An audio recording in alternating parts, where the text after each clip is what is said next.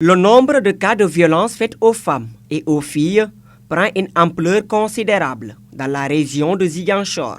Seulement entre janvier et décembre 2024, plus de 76 cas ont été enregistrés. La situation est alarmante, je ne vais pas vous le cacher.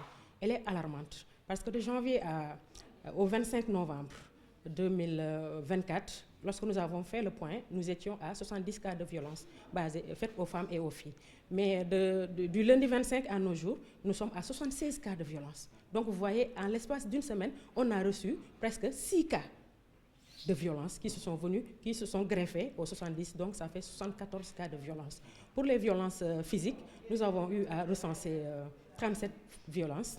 Pour les violences économiques, 17.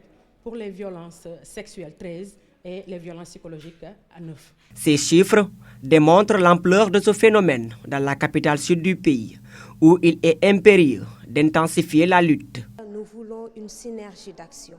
Et quand on parle de synergie d'action, c'est l'engagement de toutes les organisations de la société civile. Et tout cela ne sera unanime que lorsque nous travaillons main dans la main, ensemble, dans une synergie d'action pour lutter sur tout ce qui est violence basée sur le genre. Dans ce combat de la lutte contre toutes les formes de violence faites aux femmes et aux filles, ces acteurs peuvent compter sur le soutien de l'État.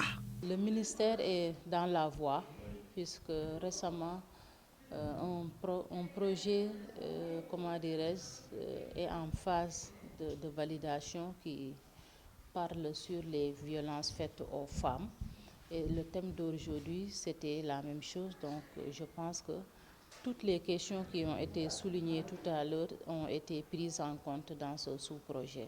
Lors de ce panel de restitution de la 68e session de la Commission sur le statut des femmes de l'ONU, les organisations féminines ont plaidé pour la prise en charge judiciaire des victimes de violences basées sur le genre.